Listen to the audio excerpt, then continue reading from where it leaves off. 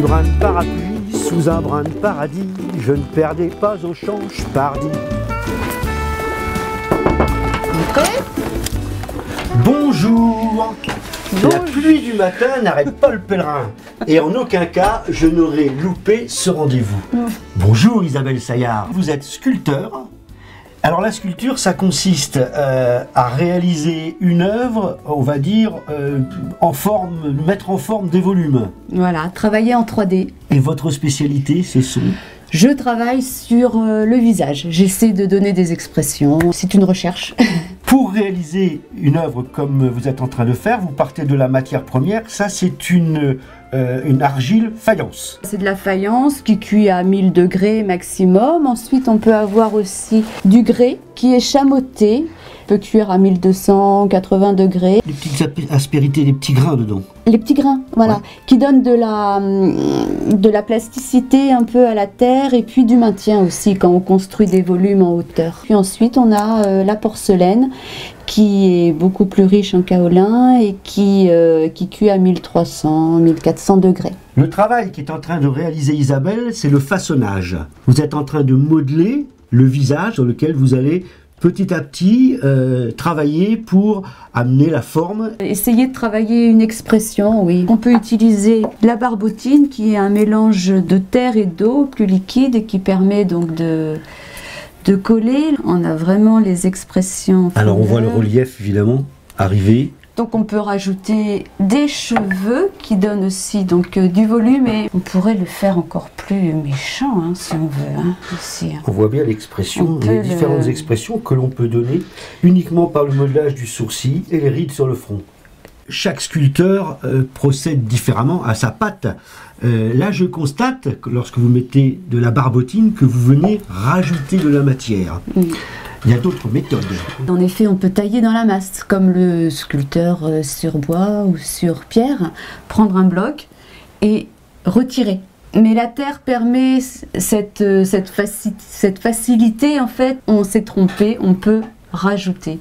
J'ai pas mis suffisamment de nez, je rajoute du nez. Donc c'est vrai que c'est facile, quoi, c'est aidant, quoi.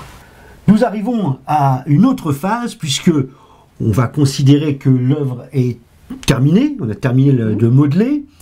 Ensuite, qu'est-ce qui va se passer? Ce qui va se passer, on va être en phase de séchage. Ceci dit, avant le séchage, il va falloir évider la pièce, la couper, la vider de sa terre pour qu'elle devienne creuse, qu'elle sèche plus vite.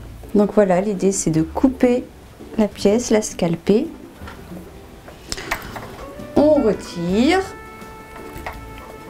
Nous avons 2 pièces. Il va falloir creuser, c'est-à-dire retirer, laisser à peu près 1 cm, 1,5 cm de chaque côté.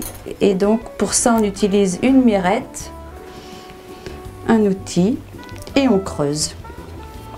Ça permet d'éviter les bulles d'air parce que s'il reste des bulles d'air à l'intérieur, ça va péter à la cuisson.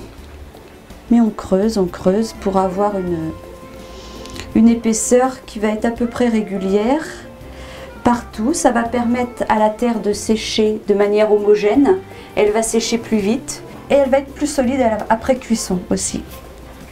Une fois qu'elle est vidée, piquée, on va la recoller. Donc on strie dans un sens, dans l'autre. Ensuite, on va mettre de la barbotine. Une fois que c'est barbotiné, j'ai strié aussi ici, on recolle. Et là, logiquement, on arrive en face. Et il va falloir refaire nos joints pour qu'ils ne se voient pas. Pour faire les joints, on peut faire une légère entaille, un petit colombin que l'on positionne ici et après on pousse la matière et le joint ne se verra plus. J'utilise pas mal les mains mais on peut aussi utiliser les outils et on ne verra plus le joint à la cuisson et la pièce est vidée. Comme pour réussir un bon plat, il va falloir passer l'œuvre à la cuisson. Parce que la terre non cuite est très fragile, donc en effet, il faut la cuire. Ultime étape. Ultime étape. Pas tout à fait. Non. Puisque après, vous allez la patiner. Je vais chercher une œuvre terminée, patinée. L'opération ultime, donc la patine, réalisée comment? Alors à base de cire et puis des pigments, cuivre ou bronze. On peut utiliser toutes sortes de pigments et mélanger avec de la cire ou avec... on peut faire aussi des patines à base d'acrylique. Hein. Dans la galerie de portraits, je vais en tirer un autre qui me plaît beaucoup. Il a un nom. Je regarde derrière et je découvre... Burke. Burke. Plein d'humour.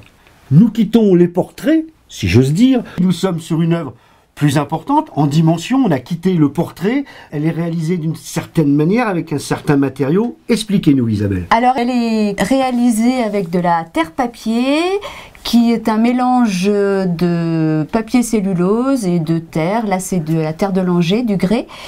Et elle est montée complètement en creux, comme les Étrusques. C'est-à-dire que j'ai travaillé à la plaque. J'ai fait des plaques et j'ai monté progressivement mes plaques. Le papier dans la terre permet cette fabrication puisque la cellulose fait la rigidité d'armature. Sinon, on aurait tendance à un affaissement de la terre avec le poids naturel des choses. Voilà. La malléabilité de la terre permet à l'artiste de s'évader dans différents horizons. Ici, un nu. Un nu qui a été fait lors d'un stage sur un modèle vivant. Ou alors, ici, plus loin sur l'étagère, cette pièce qui évoque, évidemment, le mouvement. Voilà. Paradoxalement, le diable n'a pas subi l'épreuve du feu. Eh non. Il est cuit. Il est cuit au four électrique, mais ça ne lui suffit pas. Il va passer dans les flammes bientôt. Four à bois. C'est de la porcelaine papier, donc on va voir ce que ça va donner. Je suis curieuse de voir. Passer dans les flammes! Isabelle est une femme redoutable. Isabelle, merci de nous accueillir dans votre maison. Je suis toujours très curieux de voir les intérieurs des artistes parce que c'est votre univers et on y trouve quelquefois des pièces remarquables. Par exemple... Cette pièce faite en terre chamottée. C'est joli comme nom, ouais. Terre chamottée. Terre chamottée, cuisson au feu de bois et sans aucune patine. Isabelle Saillard, merci de nous avoir accueillis ce matin à la Forjardière, à Volnay, dans cette belle campagne sartoise, un peu pluvieuse il faut le dire. Je dirais que l'art c'est beau lorsque la main, la tête et le cœur travaillent ensemble. Vous n'allez pas me contredire? Non du tout. Au revoir Isabelle. Au revoir et merci. Au plaisir. Merci.